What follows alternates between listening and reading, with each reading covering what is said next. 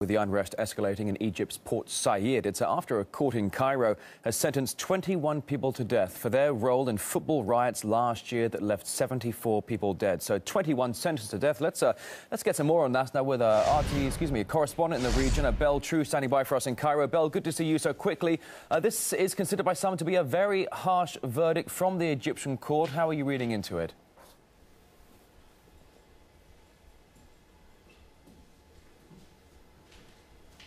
Belle, it's Rory Souchet in Moscow. I hope you can hear me. We're talking about these 21 people sentenced to death for their role in football riots last year that left 74 dead. Some are saying it's a very, very tough verdict from the Egyptian court. What do you say on that? Absolutely, it has been perceived as extremely harsh sentence, the death sentence for 21 people. This has been met with violent scenes in Port Said at the moment. We're seeing, of course, the death of at least one police officer. 2 were in critical condition. We have reports that over 150 people have been injured in the last hour. Reporters on the ground are saying they're seeing civilians with automatic weapons running around the streets, attacking security forces.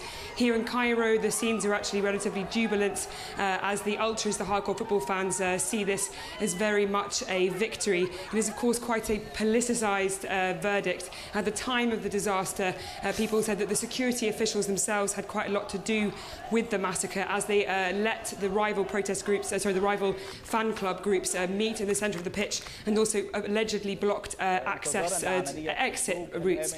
Therefore, people are saying that really the security officials themselves should be the ones that receive this verdict, not just the fans.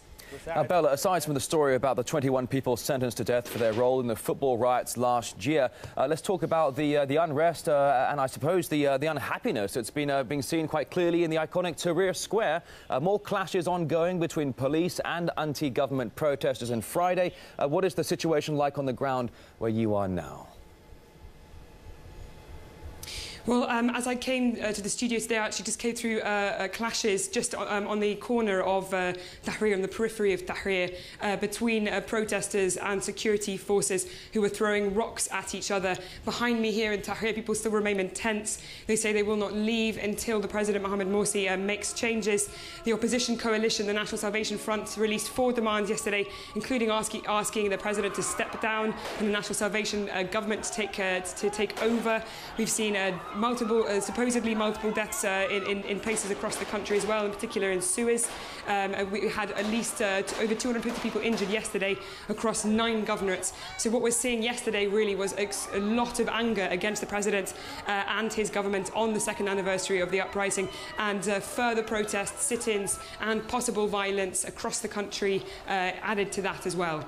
And I don't imagine we'll be talking to you in the not so distant future. Belle True, the reporter in Cairo, thanks very much for coming on.